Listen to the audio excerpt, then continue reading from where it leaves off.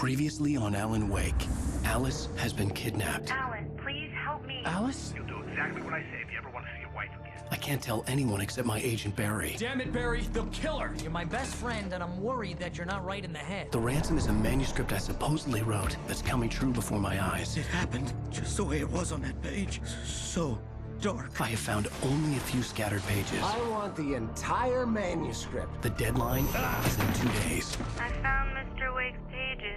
Good girl. How the hell did she get her hands on the manuscript anyway? I don't know. She's resourceful. I told you you were too hard on her. Listen, I found out all sorts of interesting stuff while I was digging around. Yeah. Mr. Wake, it's Sheriff Breaker. We have an FBI agent here, Agent Nightingale. FBI? He's anxious to see you. You'd better come to the station. Okay, I'll be right over, Sheriff. Let's make this quick, huh? Help you folks? Name's Randolph. I'm the manager. We're looking for Rose. Works as a waitress down at the diner. Rose, sure. Nice girl. Who wants to know? I'm Alan Wake. The writer, huh? I heard on the radio you were visiting. Well, I'll show you her trailer. That Rose, she's a nice girl. Always pays her rent on time. As I was saying, Al, I found all sorts of weird stuff from the local newspaper's archives. This place is crazy. Disappearances, mysterious deaths, urban legends come true, and get this, most of this stuff takes place around Cauldron Lake. Well, you ain't wrong, mister. The Indians thought the lake was a doorway to the underworld. I'm the God-fearing type myself. I don't hold with that sort of thing.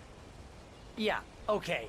Anyway, there was an island there owned by a guy called Thomas Zane. Now, some of the articles I found about him make him out to be a famous writer, but I ran a bunch of searches, couldn't find a single thing he wrote. Zane was heavily into diving, so much so that the place came to be called Diver's Isle. But the volcano under the lake erupted in 1970, and Zane went down with the island.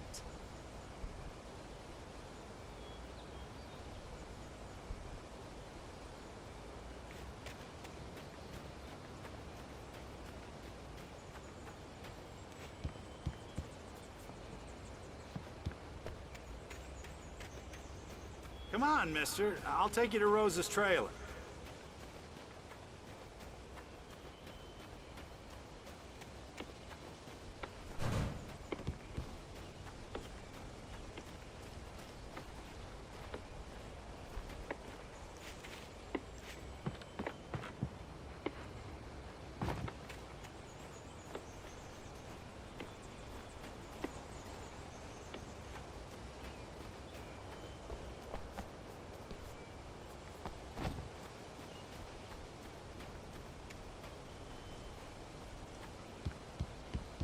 Just follow me.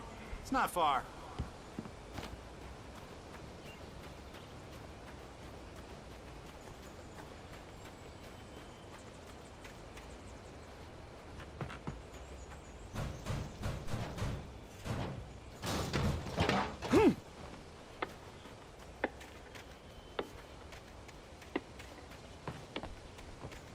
Listen, I got things to do. This place don't run itself.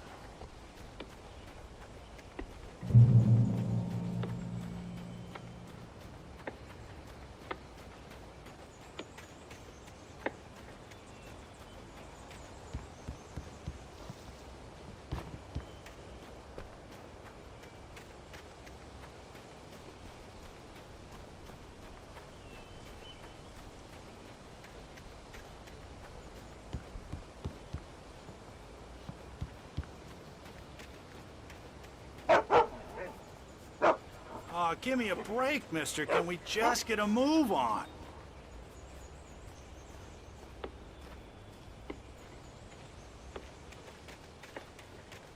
Yeah, how about that? It was there in the morning, as if it had fallen from the sky. But it would take a tornado to lift something like that.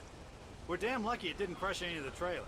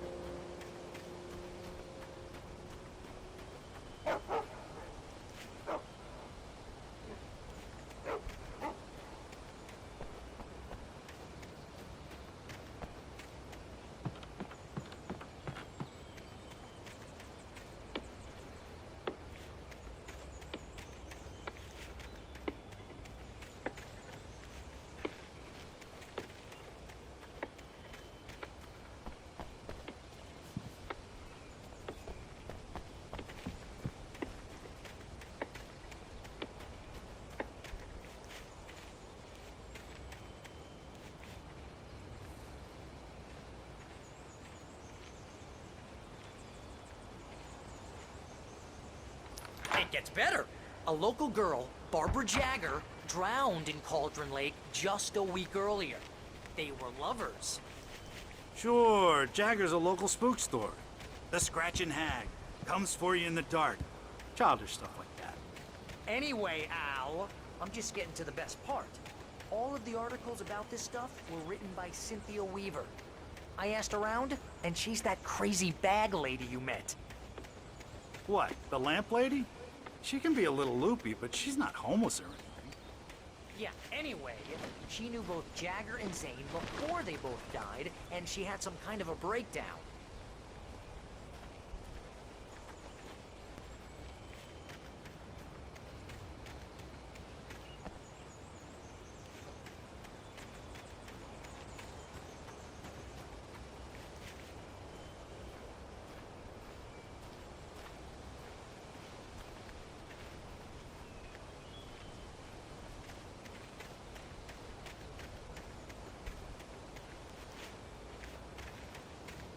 Well, mister, this here's Rose's trailer. You mind me asking what you want with it? We're just here to talk to her, pal.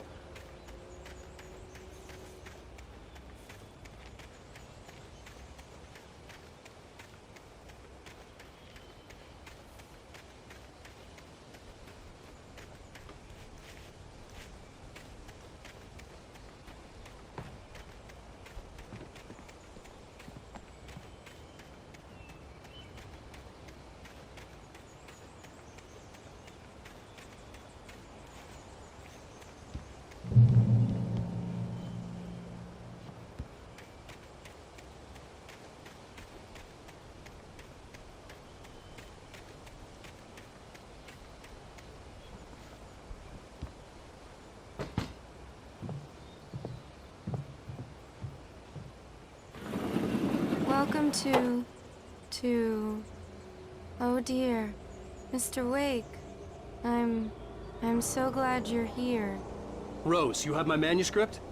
Oh. Oh yes. Yes. Please, come in. Hey, this is really good. Rose, Yes, my manuscript. I really need it. I understand. I know what you need. A muse to inspire you. Oh, for Barry? She doesn't have anything. Yeah, hey, Al? Al, what's... Oh... Barry! What? What?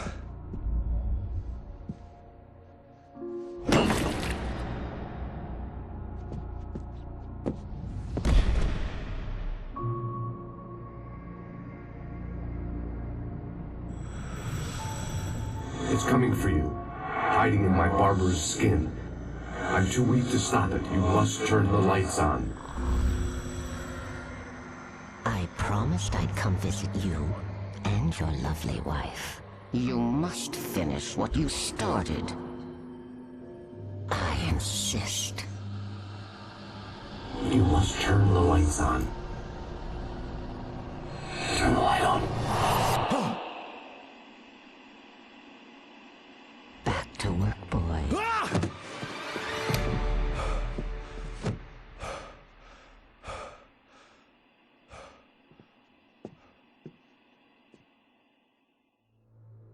I felt nauseous, hungover. Only anger kept me going. I can't tell reality from dream anymore, but it seems I have an imaginary editor to help me. She's an old woman in a funeral dress. I call her Barbara Jagger. She's very strict. I'm writing faster and faster. My manuscript is being heavily revised. The edits are getting very aggressive, and each day there's less of me and more of her. I hate it, but I know she's right. She promises me I can save Alice this way. She knows more of this than I do. About the complex incantation I'm attempting. About this place. She's worked with another writer under similar circumstances, Thomas Zane. The genre of the story seems to be shifting. It's turning into a horror story. I'm getting close. I can feel it.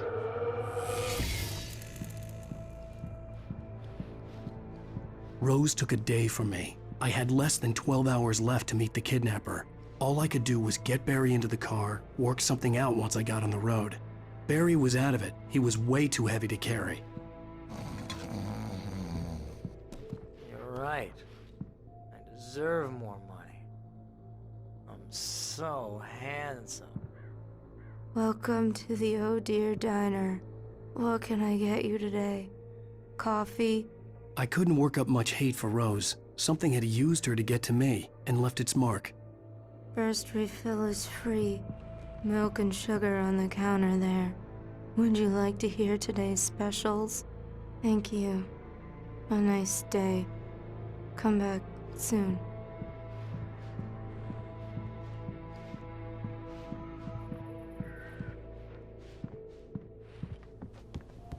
My gun and flashlight were gone. I'd have to find a way to get Barry into the car as quickly as possible. There was no time to waste.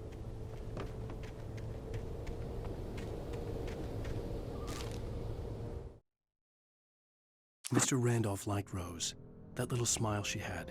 How she was still sweet when life had tried so hard to make her bitter. It wasn't any of his business what she did in her trailer. But those strangers, the writer and his smart-ass sidekick, looked like trouble. And they'd been in there for hours, way past her normal bedtime. He reached for the phone and called the sheriff's station.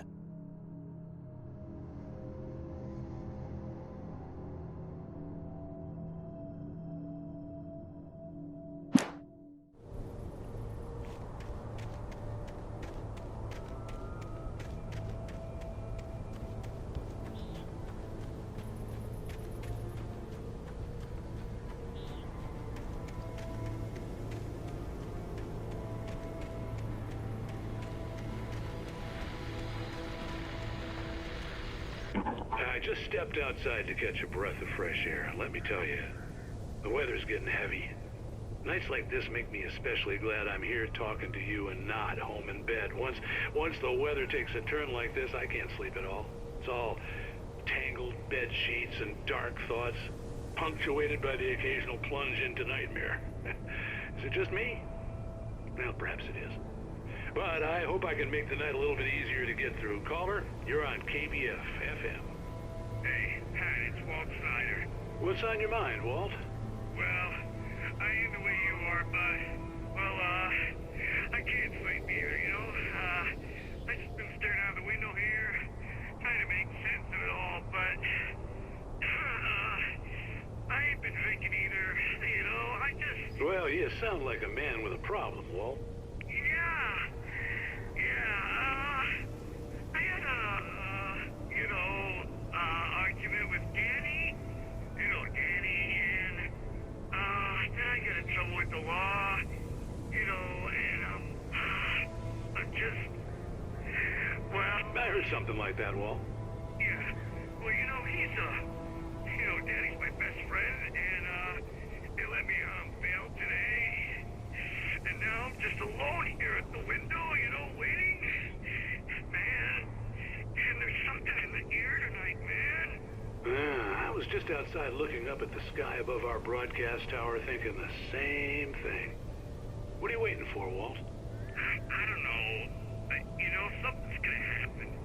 You know, I think I better go. Well, Walt, maybe... No, thanks, Pat. Well, good luck to you, Walt. Hang in there. Let's take a little break, folks. This weather's really something else, huh? How can I be sure?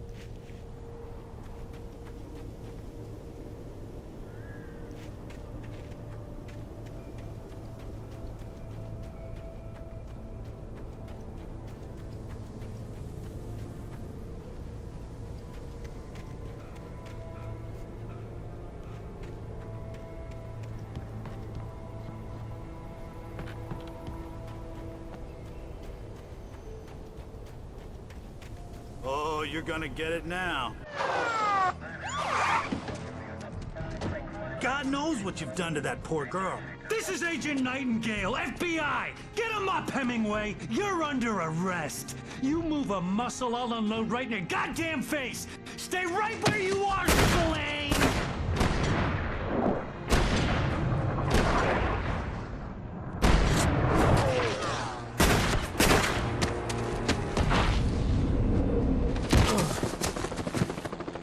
What are?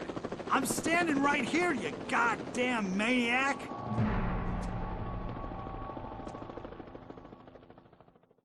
I hated to leave Barry behind, but there was no way I'd miss my appointment with the kidnapper. Give it up, Mr. Wake. Come on. Take it easy now. Get after him. Don't let him get away. Move it, move it, move it. I'll have you shot if you let him get away.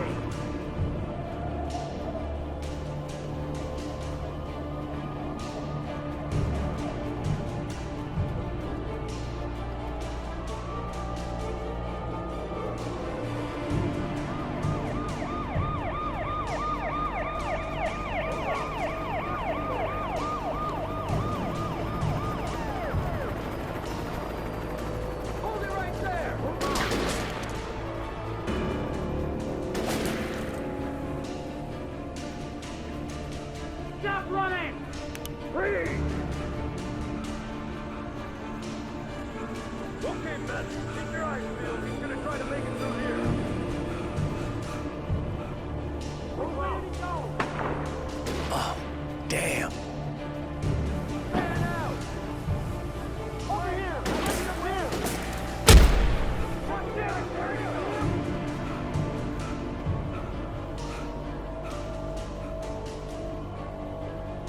God damn it!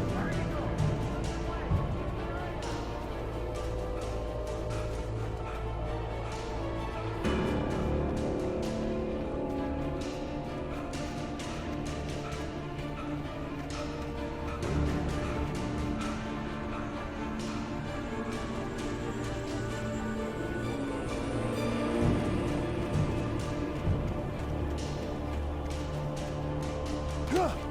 He's gone! Come on, guys! We need to head him off! For decades, the darkness that wore Barbara Jagger's skin slept fitfully in the dark place that was its home and prison. It was hungry and in pain.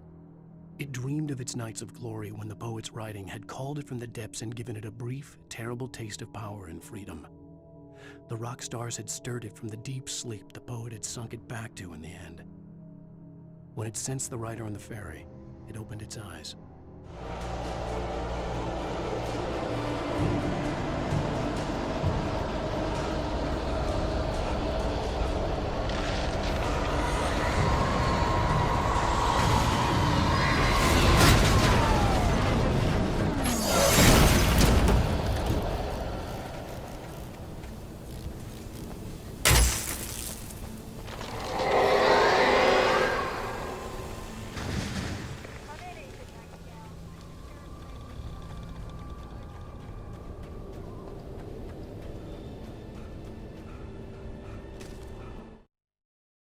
Rose didn't know how the strange old lady got in her trailer, and she looked wrong somehow. The woman showed her teeth in an approximation of a smile and traced a finger down Rose's cheek. "Pretty girl," she said. Rose felt as if she was falling asleep, but her knees didn't buckle. The crone spoke in a whisper, her words ice cold and dark in Rose's ear.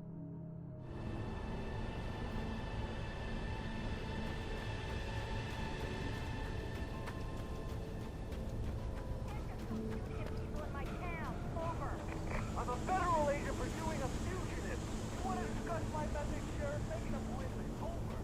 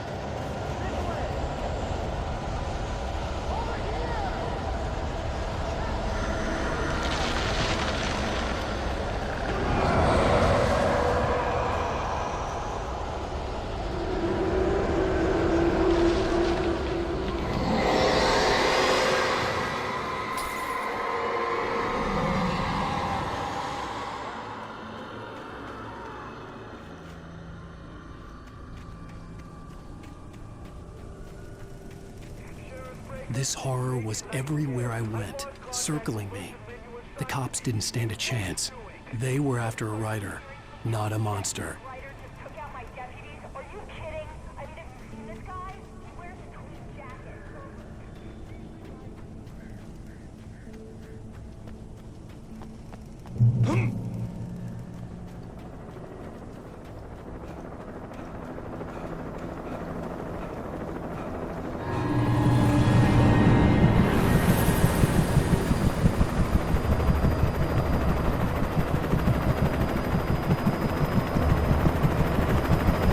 You on the ground. Hold it right there. There's nowhere to run. Freeze!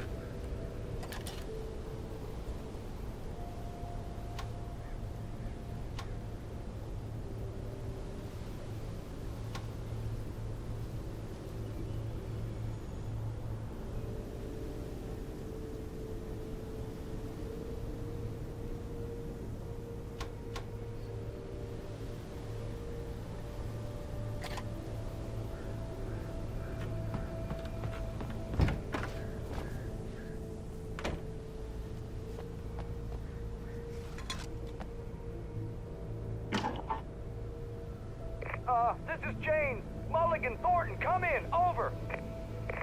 Thornton here. James, we got both Wheeler and Rose in custody. They didn't put up a fight or anything. Why, they were... Hey, what are you... Come on! Sit down and give me that. James, Mulligan here. Over. Go ahead, Mulligan. Over. We got Wheeler and Rose here.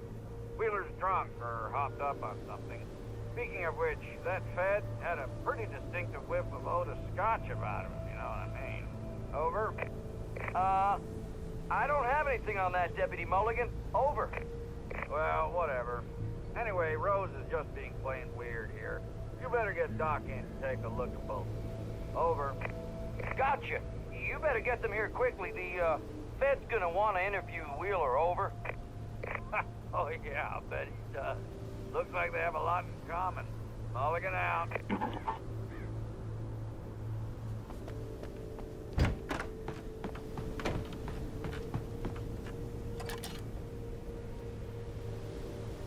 I could see the lights of the radio station in the distance.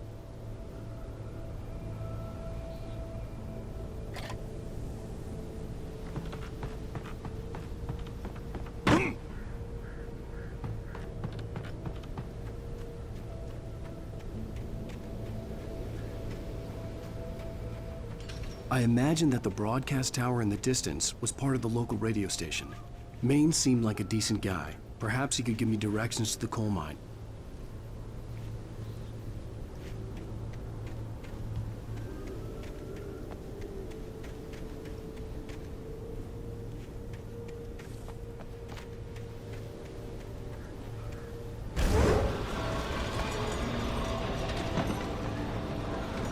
Unnatural shadows clung to the gate.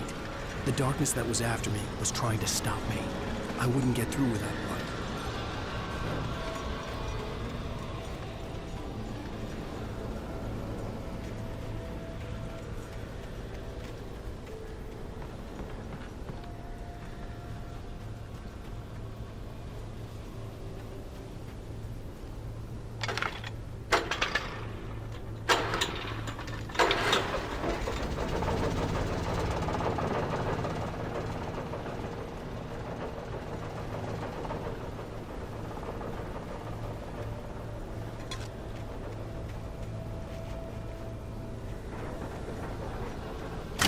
old generator conked out. I'd have to see if I could fix it and try again.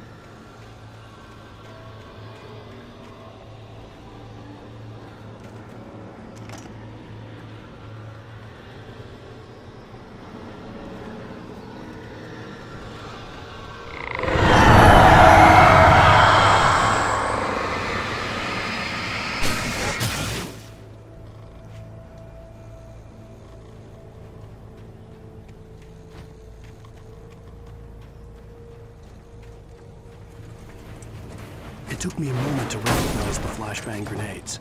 They were an ideal weapon for my situation. Team 1, come in. Over. Team 1, this is Sheriff Breaker. Report. Over. Team 2, come in. I need a report. Over. Come on, guys. Talk to me. Come in, please. Over.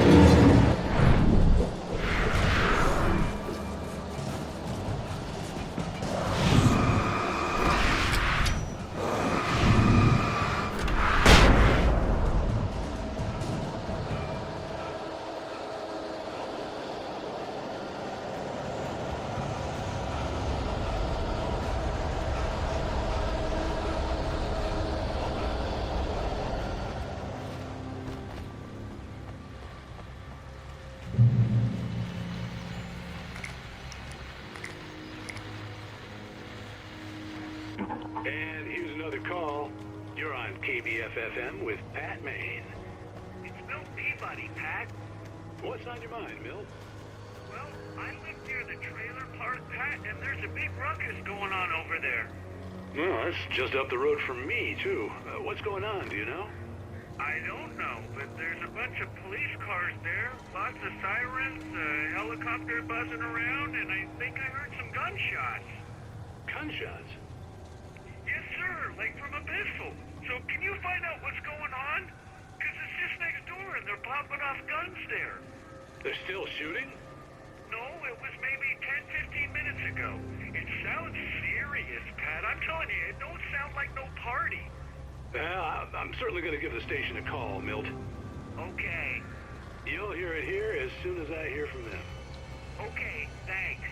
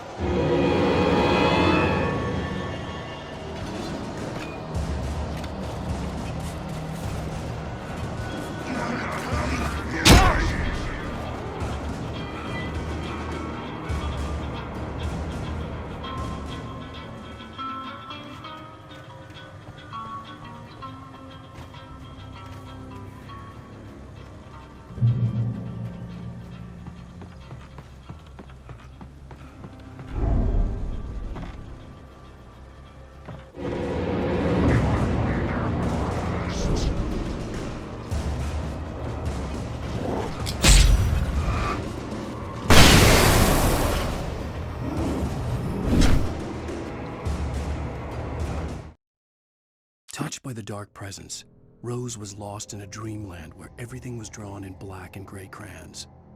The old lady had promised her that all her wishes would come true. She would be Alan Wake's muse. She was smiling so hard it hurt her face. She crushed a bottle full of sleeping pills into the coffee. Deep down inside, she was screaming in terror.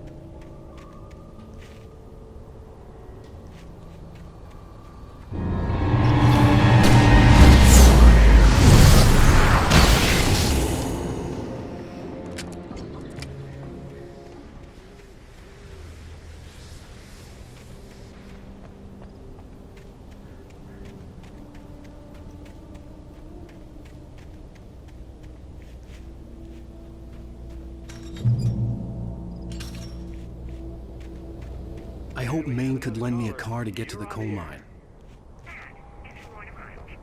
Why, hello, Lorna. What do you have for us?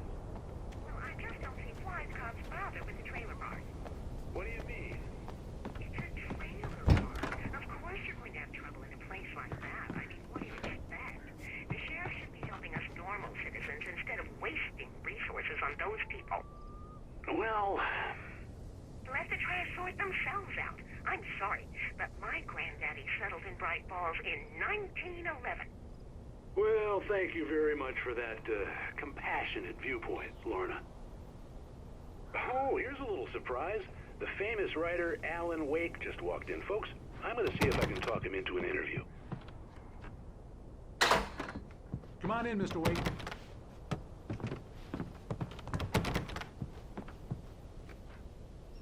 It looks like Mr. Wake is... Oh, I'm so glad you could find the time to do this, Mr. Wake.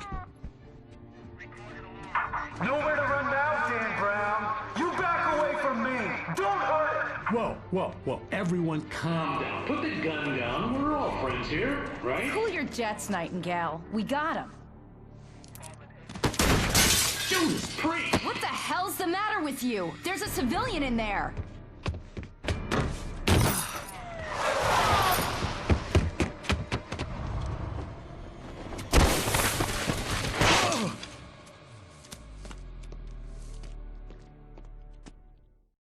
I'll get you yet, even if it kills me. You hear me? You hear me, H.P. Lovecraft? I had fallen off so many cliffs it was ridiculous. That's what you get for naming a book The Sudden Stop. It was probably good I hadn't had the chance to tell Maine where I was going. I'd have to lose the cops and find my own way to the mine. Nightingale stared through the broken studio window into the dark woods. He turned around, started to walk out, but Maine grabbed his arm. "Young man, you almost shot me. You don't shoot off rounds at people like that. What's the matter with you?" Nightingale shook his arm free, marched out. His cheeks burned with rage and humiliation.